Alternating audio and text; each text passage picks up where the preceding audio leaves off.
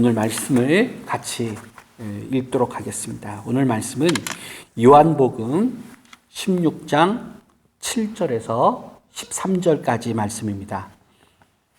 요한복음 16장 7절에서 13절 말씀인데요.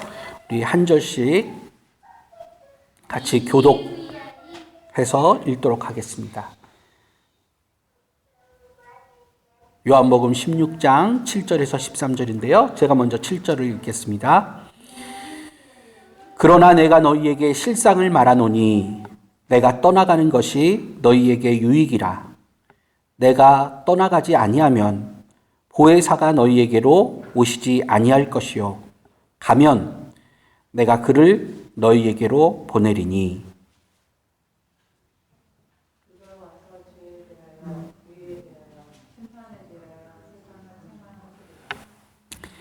죄에 대하여라 함은 그들이 나를 믿지 아니하며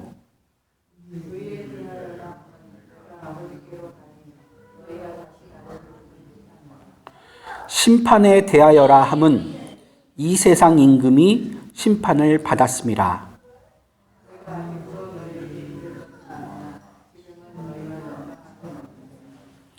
다 같이 읽겠습니다. 그러나 진리의 성령이 오시면 그가 너희를 모든 진리 가운데로 인도하시리니 그가 스스로 말하지 않고 오직 들은 것을 말하며 장래 일을 너희에게 알리시리라. 아멘.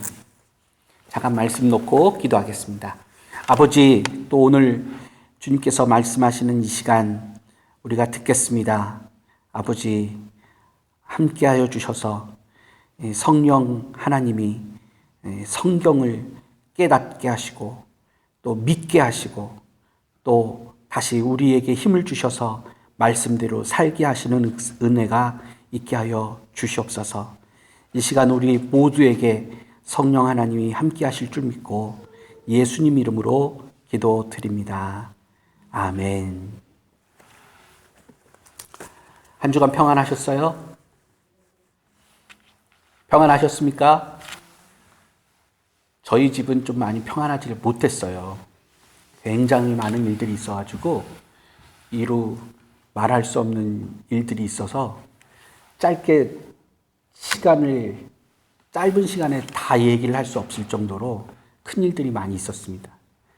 하지만 우리 하나님이 또 이곳에 부르셔서 말씀도 전하게 하시고 또 같이 예배드리게 하신 거 감사드립니다. 한 주간 동안 많은 일들이 있었는데 그 많은 일들 속에서 성령님의 인도하심을 받는 그런 한 주간이 되셨으면 좋겠습니다. 성령 하나님 인도하신 그런 하루를 사셨습니까? 하루하루 사셨어요? 지난주부터 성령의 인도하심, 또 성령에 대해서 말씀을 전하고 있는데요. 지난주 말씀을 잠깐 제가 요약을 하면 우리가 구원을 받는 과정 속에서 예수를 믿고 하나님의 자녀가 되는 것이 구원의 전부가 아니고 첫 시작에 불과하다 말씀을 드렸습니다. 그리고 그 다음 단계인 거룩해지는 과정을 우리가 성령님의 이끄신 대로 우리가 잘 따라가면서 주님 오시는 그날까지 이 교회에서 주님 복음 전하면서 살아야 한다. 그렇게 말씀을 강조하면서 성령을 구하는 교회가 됩시다라고 말씀을 전했습니다. 근데 여러분들 여기에서 오해하시면 안 되는 것이 성령을 강조하는 것이 예수님보다 성령님이 더 필요하다라는 것을 말씀드리고 있는 것이 아닙니다. 성령님은 우리 예수님의 영이고 예수님의 구원 사역을 이루게 하시는 분이 성령님이십니다. 그래서 우리 교회 믿는 자들과 교회에 성령님이 필요하시지만 그 성령님이 예수님과 동떨어진 사역을 하시지 않는다는 것을 우리가 꼭 기억해야 되는 것입니다. 오늘 제가 말씀드리는 모든 것들도 다 예수님은 이미 이 세상에 안 계시니 우리가 이제 성령님만 따라야 한다라고 구분 짓는 것이 아니라는 것을 꼭 생각하시면서 말씀을 들으셨으면 좋겠습니다. 바뀌었나요? 이번에 반대로요. 됐어요? 예. 그러면 우리 7절 말씀을 한번 볼까요? 7절을 한번 같이 읽어보겠습니다. 시작. 그러나 내가 너희에게 실상을 말하노니 내가 떠나가는 것이 너희에게 유익이라. 내가 떠나가지 아니하면 보혜사가 너희에게 오시지 아니할 것이요 가면 내가 그를 너희에게 보내리니. 이 마지막 절 보셔. 내가 그를 너희에게 보낸다 이렇게 말씀하십니다. 그러니까 우리 예수님께서 보내신 영이 성령님이세요. 그리고 그 성령님을 통하여서 우리가 예수님이 안 계시는 동안 이렇게 신앙생활을 하도록 코치를 받으라 라고 우리 주님께서 말씀하고 계십니다. 그렇기 때문에 우리는 모두 다 신앙생활할 때 성령님의 인도하심, 또 성령님의 이끄심에 순종하는 삶을 살아야 되는 것입니다. 그것이 성화의 과정이에요. 여러분들 좀 한 번쯤은 읽어보셨을 책입니다. 바뀌었죠? 지금 좀 화면이 안 보여요. 바뀌었나요? 반대로. 예. 예수님이라면 어떻게 하셨을까 하는 책이에요. 굉장히 오래된 책이죠. 제가 대학교 들어갔을 때 1학년 때 읽었던 책입니다. 내용이 매우 쉽고 또 많이 알려진 그런 책인데 한번 읽어보신 분들은 아실 거예요. 제가 이 책의 내용을 간단하게 요약을 해드릴게요. 어느 주일에 한 남자가 이 책에서 말하는 제일교회라고 하는 교회를 갑니다. 그래서 주일날 예배를 드리는 그 장면이 이 책에서 나오는데요. 근데 이 남자는 오래전에 직장을 잃었습니다. 그리고 아내도 별 손을 쓰지 못하고 돈이 없어서 치료를 하지 못하고 하늘나라로 떠나보냈습니다. 아이도 가지고 있는 돈이 없기 때문에 고아원에 맡긴 그런 상태입니다. 마음이 굉장히 무너진 가운데 마지막 끈을 잡기 위해서 교회에 왔습니다. 교회에 왔는데 교회 성도들이 그를 나몰라라 한 거예요.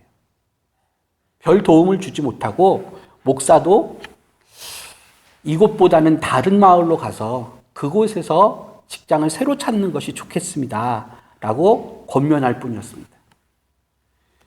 그런 가운데서 그 주일날 목사님이 예배에서 예수님을 따르는 것이라는 제목으로 설교 말씀을 하시는 거예요. 모든 설교가 다 마친 다음에 그 한 남자가 앞으로 나와서 이렇게 말을 합니다. 예수님을 따르는 것이 주일날 깨끗한 옷만 입고 와서 하나님께 찬송하고 하나님께 헌금 드리는 것이 예수님을 따르는 것입니까? 이게 과연 하나님이 기뻐하시는 것일까요? 하면서 바닥에 쓰러집니다. 이 모습을 본 후에 이 제1교회 목사님 또 성도들이 마음의 변화가 생기기 시작했어요. 과연 우리가 하나님께 예배를 드리는데 이 예배 드리는 이 모습이 과연 하나님이 기뻐하시는 모습일까? 과연 하나님께서 원하시는 걸까? 그러면서 오늘 책 제목처럼 예수님이라면 어떻게 하실까?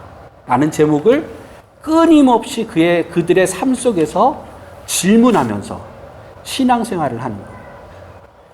여기 옆에 써 있는 것처럼 그 교회에 신문 발행인도 있었고요, 대학 총장도 있었고, 철도공장 감독관, 목회자, 성악가, 소설가, 부유한 자선사업가 등들이 있었어요. 그 사람들이 그 각 상황 속에서 과연 예수님이라면 이때 어떻게 하셨을까라는 질문을 하면서 하나하나 삶이 거룩해지는 모습을 기록한 것이 바로 이 책의 내용입니다. 우리 삶도 이러와 마찬가지여야 된다는 거죠. 우리도 역시 하루하루의 모든 삶 가운데서 과연 예수님이라면 어떻게 하셨을까? 과연 예수님이라면 이 결론을, 이 결정을 어떻게 하실까? 하는 마음 가지고 그 순간순간마다 성령님께서 내게 하시는 말씀을 들으면서 그 말씀에 또 순종하는 가운데 하루하루를 살 때 거룩한 삶이 이루어질 수 있다는 것입니다. 예수님께서 제자들에게 두려워하지 말라, 그리고 성령을 기다리라고 말씀하십니다. 성령을 기다리는 가운데서 하나님께서 그 성령님과 함께 거룩한 삶을 살게 하시는 것입니다. 오늘 본문 말씀을 좀 보시면, 오늘 본문은 요한복음 16장 7절부터 13절까지 말씀인데, 이 말씀이 원래는 요한복음 13장부터 시작되는 내용입니다. 잘 아시는 것처럼 요한복음 13장부터 16장까지 말씀을 다락방 강화라고 말씀해요. 예수님이 잡히시기 바로 전에 6월절 만찬을 저녁에 하십니다. 우리가 흔히 그걸 최후의 만찬이라고 부르죠. 최후의 만찬 식사 속에서 예수님이 제자들에게 내가 이제 곧 죽을 터인데 죽고 난 후에 너희는 내가 없는 가운데서 이렇게 신앙생활을 해라 라고 말씀하신 것이 6월절 최후의 만찬의 핵심 주제입니다.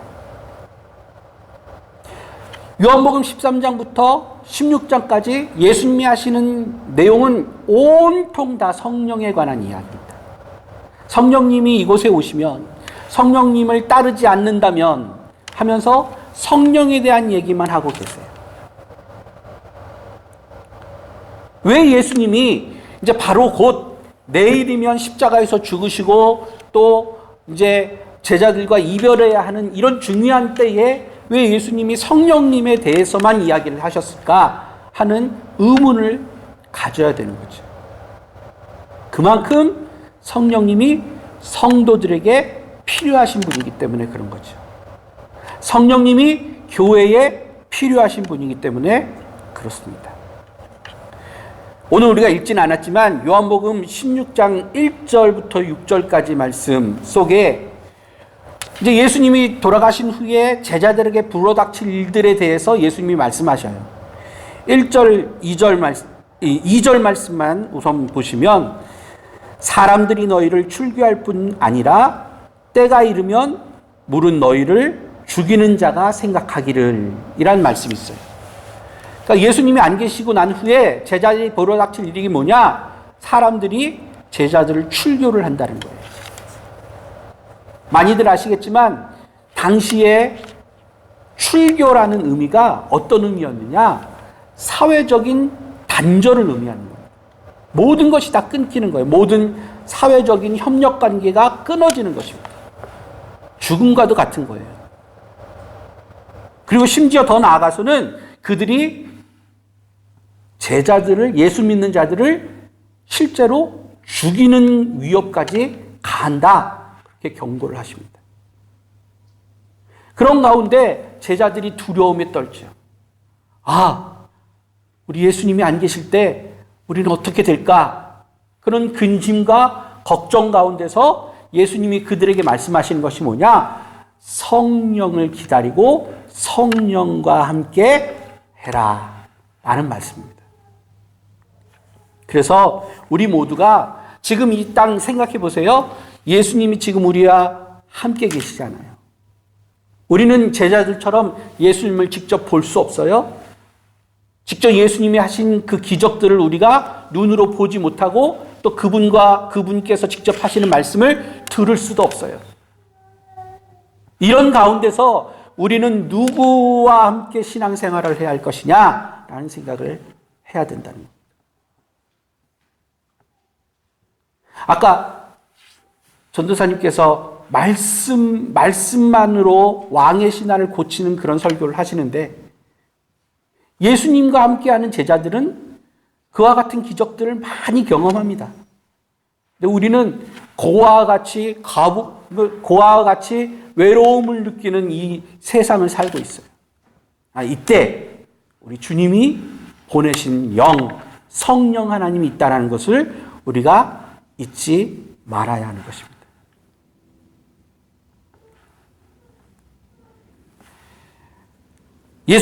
성령님께서 이 땅에 오셔서 하시는 세 가지 놀라운 일들을 우리가 한번 보겠습니다. 오늘 본문 8절, 9절입니다. 같이 읽어볼까요? 시작. 그가 와서 죄에 대하여, 의에 대하여, 심판에 대하여 세상을 책망하시리라. 죄에 대하여라 함은 그들이 나를 믿지 아니하며. 예수님이 이 땅에 오셔서 성도들에게 하시는 그런 사역이 뭐냐? 첫째는 죄에 대하여 증거하신다는 말씀입니다. 세상에 책망하시는데 죄에 대한 증거를 하셔서 책망하신다는 말씀을 하십니다. 우선 먼저 세상에 대한 정의를 좀 내려야 되는데요. 보통 성경에는 세상이라는 단어가 좀 부정적인 단어로 나옵니다. 그래서 대표적으로 요한일서 2장 15절 말씀을 보면 이 세상이나 세상에 있는 것들을 사랑하지 말라. 누구든지 세상을 사랑하면 아버지의 사랑이 그 안에 있지 아니하니. 세상을 굉장히 적대시 말씀하셨어요. 그래서 우리가 성경에서 세상이라는 단어가 나오면 하나님 나라와 반대되는 개념으로 이해를 하는데 오늘 우리가 읽은 이 본문에서는 이 세상이 좀 다르게 표현이 됩니다.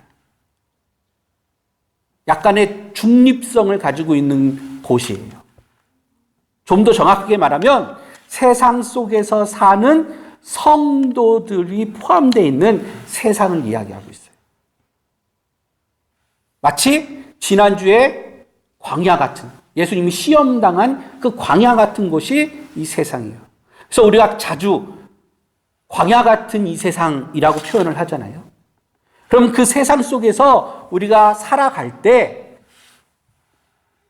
성령님이 어떤 역할을 하시냐? 죄를 깨닫게 하시는 사역을 하신다는 겁니다. 너무 중요한 말씀이에요. 우리가 하루하루를 사는데 죄가 죄인지 모르고 살 때가 많습니다. 그렇죠? 우리가 사는 모든 행동 속에서 이것이 죄다라고 느껴지지 못하고 그저 하루하루를 살아서 죄가 둔감해지면서 사는 게 성도들의 문제인 거예요. 그때 우리 성령님께서 우리의 마음속에서 이것이 죄다라고 깨닫게 하신다는 말씀입니다. 성령님이 없으면 우리가 죄인인 줄 알 수가 없습니다. 성령님이 말씀하지 않으면 내가 하고 있는 모든 것이 잘하고 있다고 생각하게 돼요.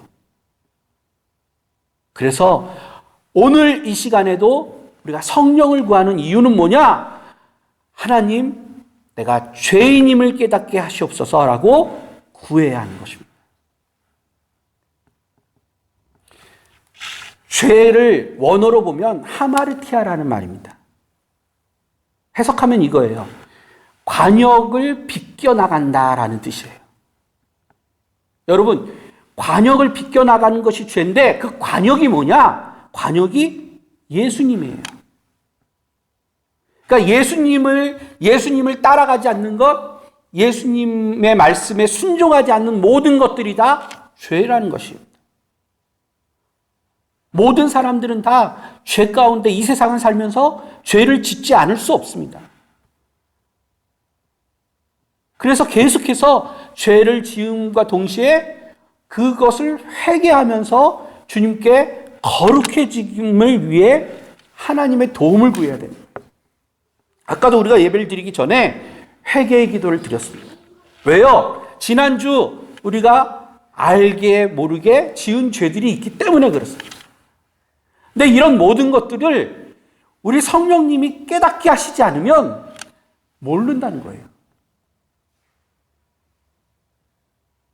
아무리 거룩하게 산다고 할지라도 그것은 내 다짐밖에 될 수 없고 성령님이 나에게 거룩함을 깨닫게 하지 않으면 우리는 하나님 앞에서 절대로 거룩해질 수 없다는 것입니다. 사도행전 2장 말씀을 제가 준비했는데요. 사도행전 2장 37절에 보면 이런 말씀이 나옵니다. 그들이 이 말을 듣고 마음에 찔려 베드로와 다른 사도들에게 물어 이르되 형제들아 우리가 어찌할꼬 하거늘. 사도행전 2장에 성령의 오순절 성령 강림을 체험한 제자들이 두려움에 떨다가 담대히 바깥으로 나와서 말씀을 전합니다. 복음을 전해요. 그때 그 반응이 바로 이 말씀이에요. 그들이 이 말을 듣고 마음에 찔려서 우리가 어떻게 해야 합니까? 하고 질문을 갖게 돼요. 이런 마음을 누가 주셨는가? 성령 하나님이 주셨다는 거예요. 불신자가 하나님을 믿게 하시는 것도 성령님의 거듭난 역사를 통해서 가능해요. 성도도 하루하루를 살면서 짓는 죄를 깨닫게 하는 분도 성령님의 사역 가운데서 그분이 하시지 않으면 할 수 없는 일입니다. 우리 모두가 다 한 주간 하나님 앞에서 살아간다고 하지만 그 사는 삶 속에서 성령님의 죄에 대한 지적이 없으시면 우리도 역시 마찬가지로 세상 사람들과 달리 다를 것 없는 죄인으로서의 삶을 살게 된다는 거죠. 성령님이 이 땅에 오신 후에 2000년의 시간이 지나가고 있어요. 성경을 통해서 또 설교자들을 통해서 주의 복음이 땅끝까지 전해지고 있습니다. 요즘 같은 때는 인터넷 시대고 정보화 시대예요.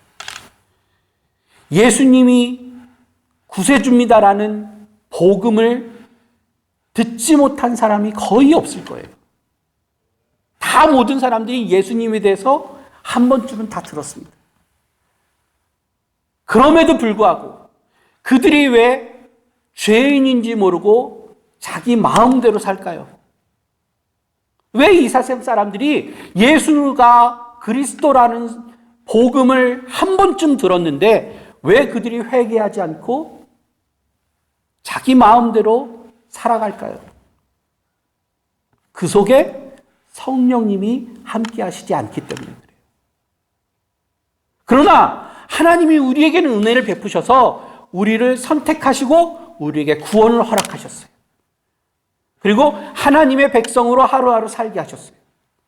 또 가장 큰 은혜로 우리에게 죄를 깨닫게 하시는 마음을 하루하루 허락하신다는 거예요. 이것이 하나님의 놀라운 은혜입니다. 아멘.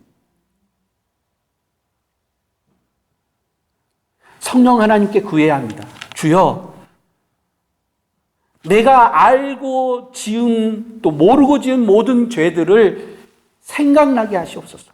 이것이 죄라고 깨닫게 하여 주시옵소서. 그렇지 않으면 우리는 세상과 다를 것 없는 구별 없는 삶을 살게 되는 것입니다. 두 번째, 성령님이 하시는 사역이 뭐냐? 10절 말씀입니다. 다 같이 읽어볼게요. 시작. 10절 말씀 맞아요? 시작. 의에 대하여라 함은 내가 아버지께로 가니 너희가 다시 나를 보지 못함이요. 두 번째는 성령님이 하시는 사역이 뭐예요? 의에 대하여 가르쳐 주세요. 그러면 의가 뭐냐? 의는 어떤 거예요? 예수님이에요. 예수님. 우리가 이신칭의가 뭐냐? 내가 믿음으로 말미암아 의롭게 되는 거잖아요. 그래서 예수님을 깨닫게 하시는 분이 성령님이라는 거예요. 죄를 깨닫게 하심과 동시에 또 예수님을 깨닫게 하세요. 그것이 성령님의 가장 큰 사역이에요. 여러분, 아무리 성경을 읽어도 성령님께서 깨닫게 못하시면 우리가 성경이 무슨 말씀을 하시는지 알 수가 없어요. 수많은 설교를 한 목사님이라 할지라도 성령님이 함께 하시지 않으면 울리는 꽹과리처럼 복음을 바로 전할 수가 없습니다. 아무리 말씀을 읽고 외우고 성경 공부를 하더라도 성령님이 의에 대하여 계시하시지 않으면 결코 하나님을 알 수가 없습니다. 아멘. 예수님은 성령님의 가르침 가운데서 우리에게 구주로 믿어집니다. 그렇기 때문에 우리가 성령을 간구해야 됩니다.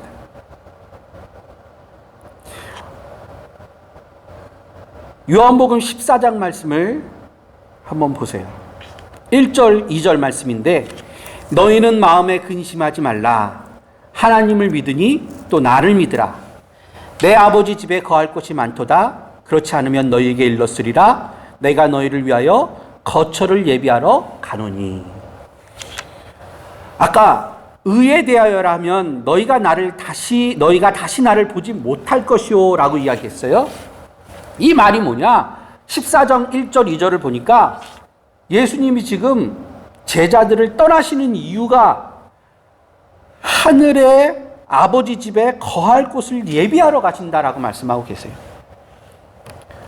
지금 예수님이 하늘로 승천하는 것을 통하여서 우리 구원이 다 이루어집니다. 예수님의 죽으심, 또 다시 사심, 그리고 또 하늘로 승천하시고 결국에 마지막 그날에 하늘로부터 다시 재림하시는 그 모든 과정이 다 구원이에요. 근데 아까도 말씀드렸듯이 예수님이 계실 때는 그것이 잘 보이고 믿어졌어요. 하지만 예수님이 안 계신 후는 사람들이 예수님을 통하여서 참 의가 무엇인지 알 수가 없게 되는 거예요. 이때를 노려서 사단이 복음을 조금씩 왜곡합니다.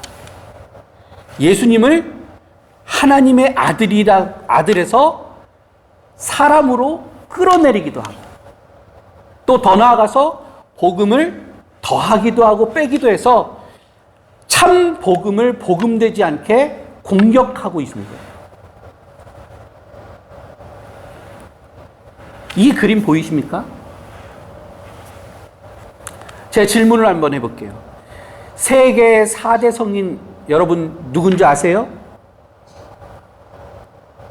예전에 제가 어렸을 때 세계 4대 성인 하면은 손을 팍 들고 예수님, 석가모니, 소크라테스, 공자 이렇게 딱 맞췄어요. 근데 이 퀴즈의 내용에 속뜻이 뭐예요? 예수님이 성인이긴 하지만 이 나머지 세 사람과 다를 것이 없다. 그걸 말하고 있는 거예요. 근데 우리 예수님이 단지 석가모니, 소크라테스 또 이 공자 정도의 분받게 되지 않으신가요? 그렇지 않죠? 우리 예수님은 하나님의 아들이시고 우리의 죄를 사하셔서 구원하실 분이 바로 예수님입니다. 아멘. 그러니까 예수님과 저 나머지 세 사람과 같을 수가 없어요. 같은 등급에 있어서는 안 돼요.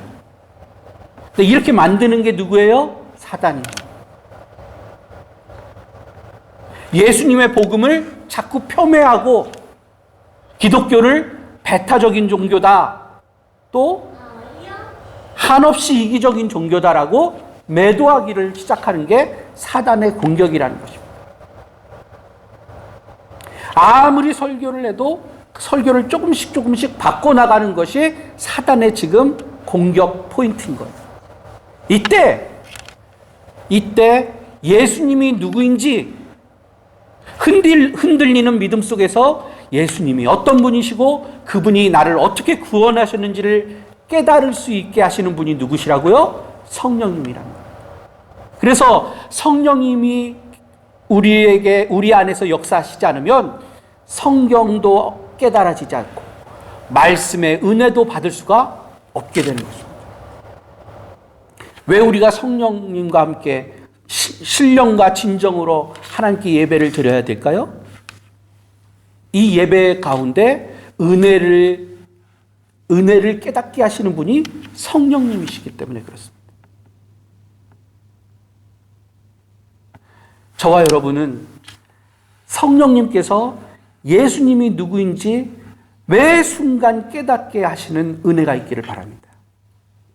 성경을 읽거나 말씀을 듣거나 이 모든 것들이 하나님께서 내게 베푼 은혜구나 하고 감사를 드릴 수 있는 그런 은혜가 날마다 넘치기를 간절히 바랍니다.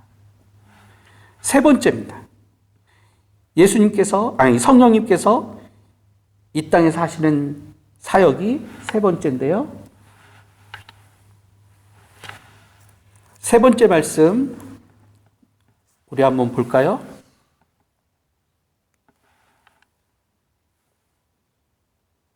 11절 말씀 한번 같이 읽어보겠습니다.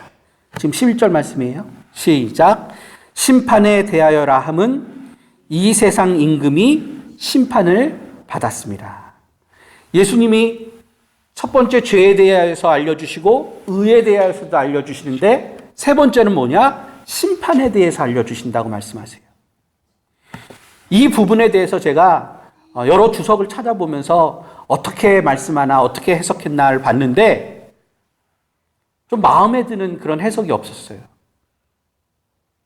그래서 제가 유튜브에서 예전에 오카는 목사님이 하신 설교, 그 설교를 제가 좀 들어보는 가운데서 이렇게 하신 말씀이 좀 맞겠다 하는 마음의 동의를 얻었습니다. 옥 목사님께서 이렇게 말씀을 하시더라고요. 심판에 대하여야 하면 이 세상 임금이 심판을 받았다. 예수님이 십자가에서 돌아가시면서 어떤 말씀을 하시냐면 다 이루었다라는 말씀을 하시죠.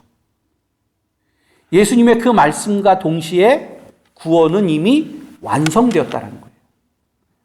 그리고 그때로부터 이 세상의 모든 세상의 임금, 특히 사단을 포함한 모든 것들이 다 패배하였고 예수 믿는 하나님의 백성들이 승리하였다는 것입니다.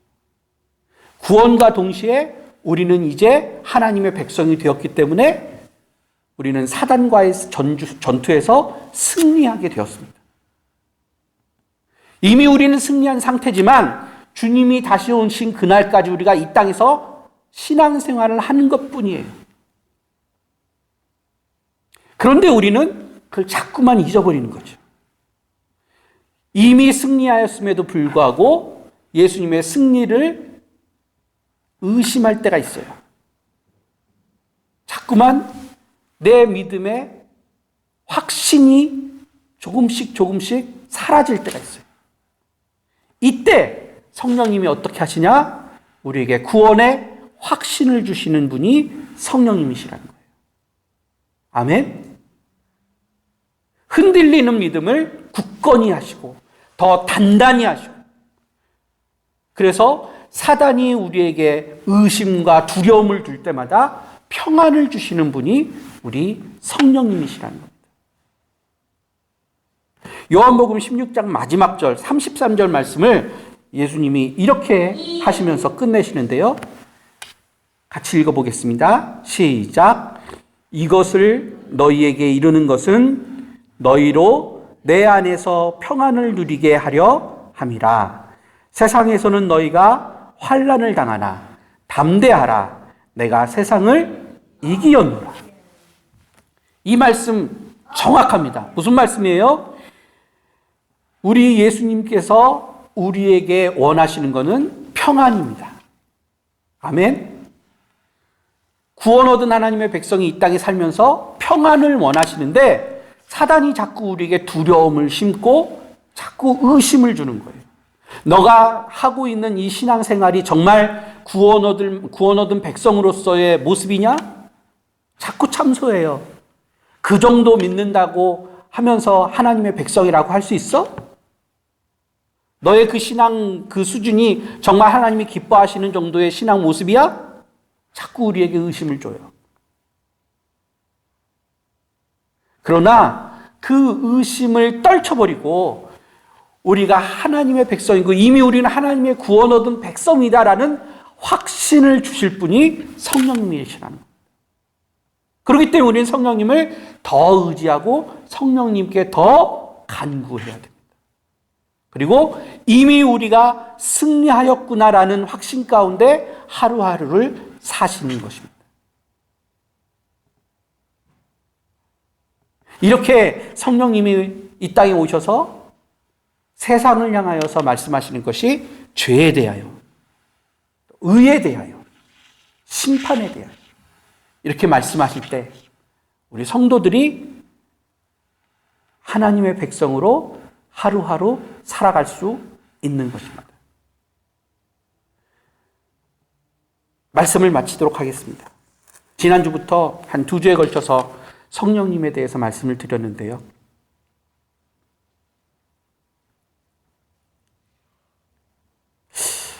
제가 한 주간 동안, 한 달 정도 먼저 이 교회에 와서, 먼저 이제 우리가 개인적으로 성도의 교제를 나누긴 했지만, 강대상에서 말씀을 전하는 것과는 좀 차원이 다른 문제입니다. 왜냐하면 영적인 교제를 나누는 거기 때문에. 많이 열심히 준비를 한다고 했지만 좀 부족함이 많이 느껴져요. 근데 그 가운데서 이런 생각을 했어요. 기본이 뭘까? 우리 믿는 성도들에게 가장 기본이 되어야 할 것이 무엇일까? 교회의 가장 기본이 되어야 할 것이 무엇일까? 생각하고 결론 내린 것이 성령님이 바로 답이었어요.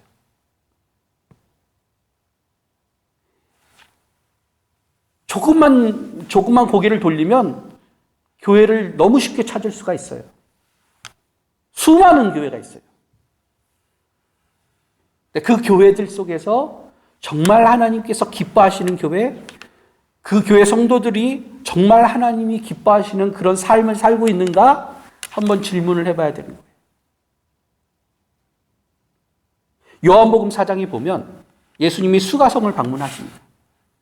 그래서 그곳에서 수가성 여인과 대화를 나눌 때